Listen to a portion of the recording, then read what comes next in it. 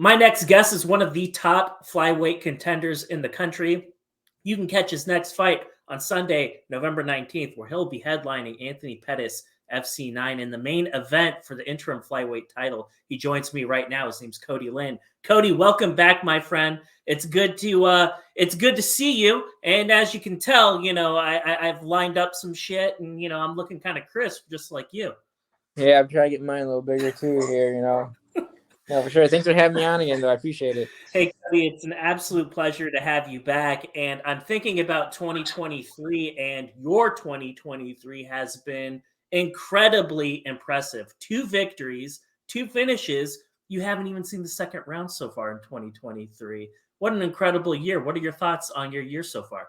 Yeah, I mean, I feel like this year I've progressed a lot, obviously inside the cage, but outside I feel like I've been just evolving every single day. There's so many things I'm working on, so many things I've been doing, mentally and physically. But yeah, looking back on the year, it's like it's pretty cool to see, like you envision it, and then when it really happens, it's like, yeah, I'm really doing this, So it's really cool to look back on. But honestly, at the same time, I'm not, especially my last one with the flying knee, I'm not trying to, like, people are so on the flying knee, which, yeah, it's a big win, but I don't want to stay on it, Like, I have more, I can do more, I can make better performances.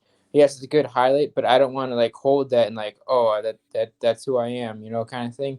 I want to show people, like, my skill level is even better than that. Like, I have more in the box. There's more that's going to happen, You're a dynamic fighter, and I did kind of want to briefly hit on the Moriarty fight.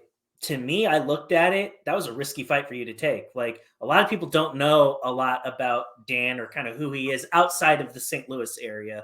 But I'm telling you, like, that guy is incredibly strong. He's compact, a great grappler, a great wrestler. And I was looking at this and I was like, oh, wow, like, Dan's really got nothing to lose here, because I know who you are and I know kind of what you bring to the table. But, like, because of his grappling, because of his wrestling, I thought he posed a risk to you. You ended up winning the fight spectacularly, but when you were actually in the cage with Danny, like, did he show you anything that you weren't expecting, or did it kind of more or less go according to how you thought it would? For the most part, obviously you can't game plan for everything, but it's kind of what I expected. Like, you watch my past fights. Like, if you're smart, and his camp is smart, like they know what they're doing, So you gotta take that into account. You watch my past fights. What do you see? Oh, me getting held against the cage, this and that, and like I knew that was gonna be their game plan. Especially him being a wrestler, like they're gonna try and press me. And then even in the fight, they're like, okay, he's tired now. So I knew their plan was try and press me, get me tired, and then now really work the wrestling. But looking back at it, like when I was in the fight, there wasn't anything crazy he necessarily showed me. Um, like his striking was what I seen before. Like I didn't, no disrespect, obviously, but I didn't see like it evolve or anything crazy like that. It was what I expected. I'm still mad at myself because I feel like I could have done better before, obviously, the knee, like with the defense on the cage and even my offense setting things up. But still, like it was a good fight, a good test. I'm obviously glad it ended how it ended, but I feel like people look at all these fights and all the first round finishes and like kind of makes me mad because they're not seeing my skill set. But I think just at the right time, right moment, when someone really, really holds 3 rounds of me, they're gonna see what I'm actually capable of for sure. It was an impressive win, Cody, and I think that's going to be a win that is going to age very gracefully, because Danny's going to go back out there and RIP to whoever signs up to fight him next, Yeah. because he's a very skillful, a very talented guy. I think that's going to be one that's going to look really good on your resume moving forward. And I did kind of want to hit on a couple of things. As you might recall, I have to pat myself on the back a little bit here, but you may remember I was just like, yo, whoever wins this fight, they need to get a big fight. They need to have a title opportunity. Like, this is just one of those type of situations where somebody needs to have a really great opportunity moving forward. Here we are, we're fighting for an interim title, so I'll take partial credit for this. Yeah, no, I'll give you that partial credit for sure. Like obviously when we were talking about it, like it sounded like a good idea, but I was so focused on Dan. Like now I'm really focused on Dillion Cox, right? And obviously the title's there, and like there's big things that can happen, like how I just got on MMA Junkie, right? Like that's cool. But like my focus is still on this because they're talking about it could be UFC next, everybody's. But my focus is just on Dillion Cox. But yeah, it's cool how it all worked out. You called it right away. It's like the winner of this fight gets a title shot, and it happened. So that's awesome for sure. And I did want to piggyback off of that. When did APFC reach out to you and say like, "Hey, this is kind of what we're thinking. We're thinking interim title." When did these conversations start taking place for you? And when Um, did Dylan's name kind of show up? yeah. So right, I mean, just to really backtrack, just right after my win, they're like, whenever you want to fight, let us know. Like they just wanted me on right away, right? But then when we really started talking about it, we want to take a little time off because we've been doing fights back to back to back, and like Ben routine, I've seen like decompress them, the pressure fights. Just I took a month to kind of spend time with my family, all that, and like didn't talk really about fights. Like they mentioned it, and then we told them, okay, we're ready. Started looking for opponents and stuff. Like there wasn't really any talks right away about title fight. It's just we want to get a fight. And then we're going through some opponents, couldn't really find anybody. And then they start talking about, okay, we're making it for the title, right? I was like, okay. And then we still going through some opponents, back and forth. And then Dillion Cox came up. That was like 8 weeks ago, no, probably like 6 weeks ago now. And then like obviously like, I was talking to Nick. I was like, what do you think about this fight? And he was like, I think it's a good fight for you. Again, it's like similar to Dan, but again, I think Dan's skill set, especially with the wrestling aspects, a little bit better. But I think Nick was like, "Yeah, I think you should take the fight. It's a good fight. I think it's a good test for me too. He has that experience. But yeah, once they gave me a name, I obviously talked to Nick, talked to Ben, my coach, and just like, yeah, if you're happy with it, I'm happy with it, and we decided to take it. Well, you talked about Ben Rothwell MMA. For people who are new to you, that is where you're training out of, and kind of an unusual camp a little bit. A familiar face showed up at your camp and got some work in with you. I kind of wanted you to talk about that. I think that's very unique, and maybe you could talk also a little bit about who your main partners have been for this camp. Yeah, so it was cool. Like after the fight in the back room, me and Dan talked a little bit because I understood like I get the fight game. Obviously, I understand. Like I've had losses on my record, and that was his first loss, like on record. I already knew like after the fight, like I know I want to talk to him because especially taking your first loss, any loss, it's tough. It's rough.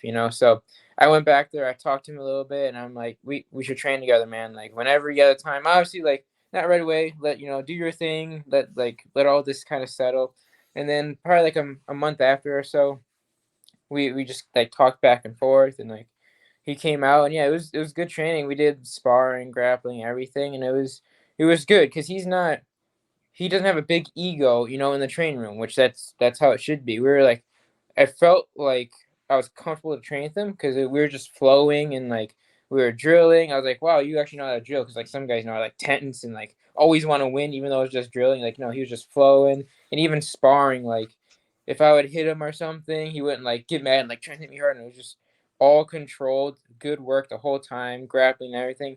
It was super solid, and that's why like I keep trying to bring him in as much as I can. Obviously, it's hard because he lives far, but it having someone that level to come train with and like willing to, I'm really grateful for. So that's good work. But people that I'm training with right now, I've been spending a lot of time at VFS. I'm at Rothwell.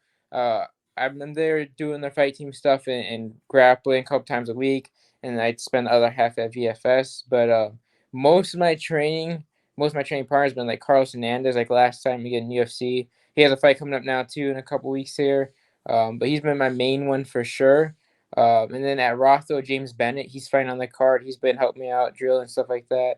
So yeah, I have a lot of high level guys around me help me and supporting me for sure. It's really solid work all around.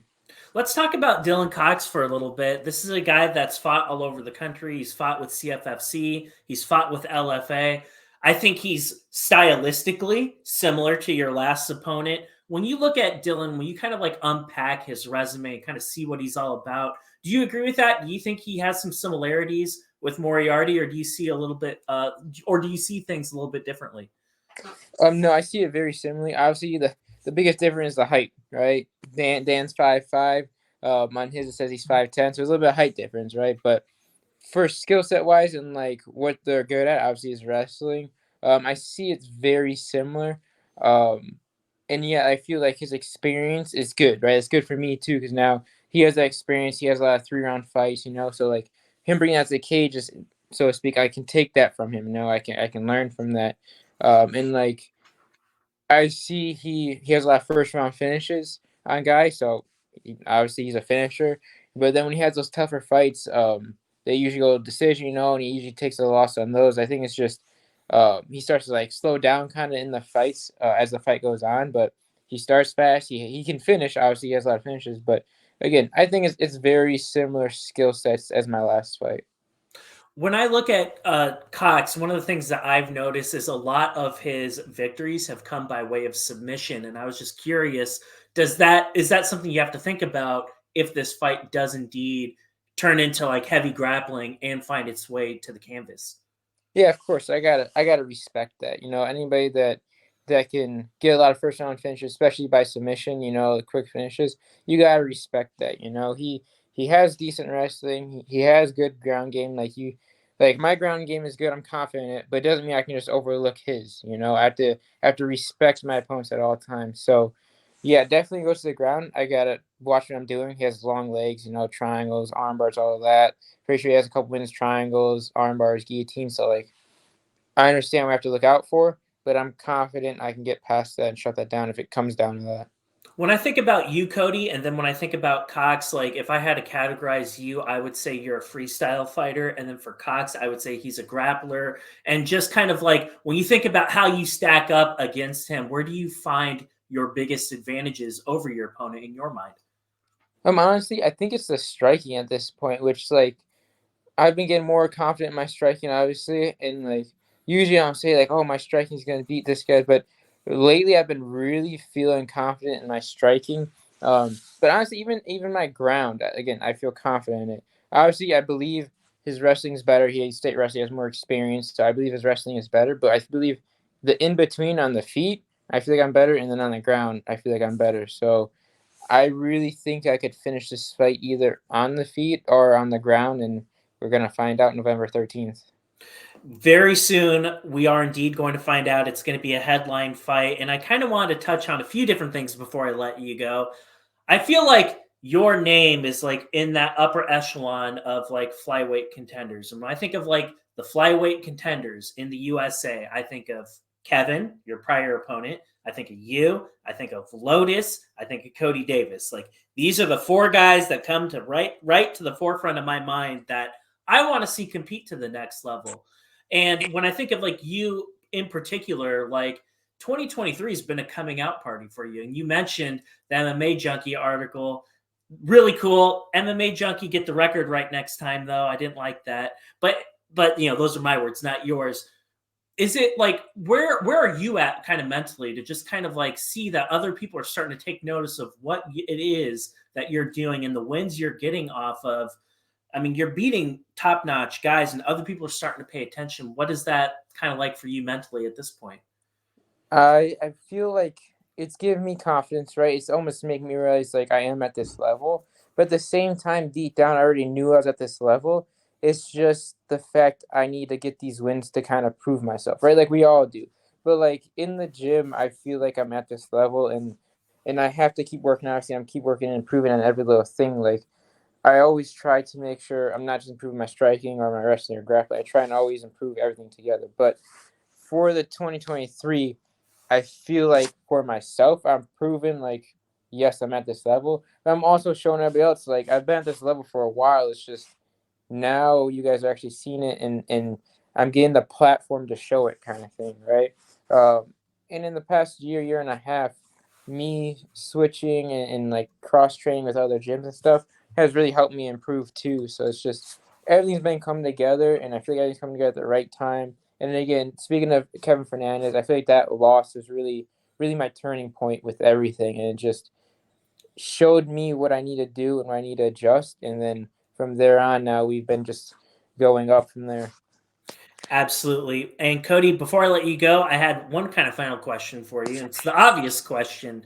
What would winning this like interim title mean to you as like a fighter? And like when you think about losing to Kevin Fernandez and you think about like all the shitty meals that you have to eat, like keeping your weight on check, all the sacrifice that goes into this. A lot of people don't understand kind of what that entails, but you live that lifestyle. I know that there's a lot that happens behind the scenes that I am not necessarily privy to, but there's a lot that you are giving up in order to like pursue this dream. So what would winning that interim title mean to you at this point in your career?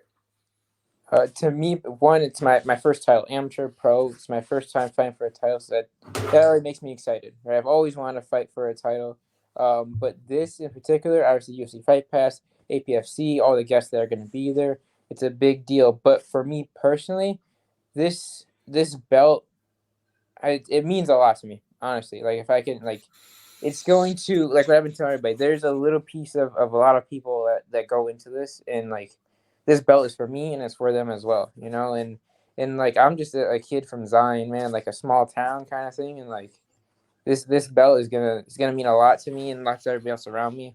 And I just want to like bring it home to like my parents, my family, and like let them know like all this work I've been doing is like it's gonna pay off right now. Absolutely. And Cody, let's talk about the people that we need to thank. There's a lot of people that help you behind the scenes that support you to put you in a position where you can pursue your dreams. Who are the people that we need to thank before we let you go?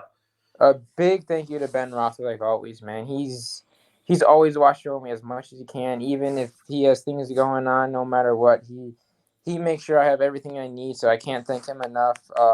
But all my training partners, you know, everybody at VFS, everybody at Roth, everybody that's been helping me, my friends and family, especially like my mom, my dad, my brother, my girlfriend, like everybody's there for me and like doing the most they can for me. I really appreciate it. And of course my sponsors. Without my sponsors, like this, I don't think this would be possible, to be honest. It would be possible because I'd find a way for sure, but they make it so much easier because I can work less and train more, and I feel like that's what I need to do to get to the next level. Absolutely. And when I make that Rogan money, I'll be one of your sponsors. How about that? I appreciate it for sure. Well, Cody, I really appreciate your time this afternoon, sir. I wish you the best of skill, and I look forward to having you back very soon. All right. Thank you. I appreciate it.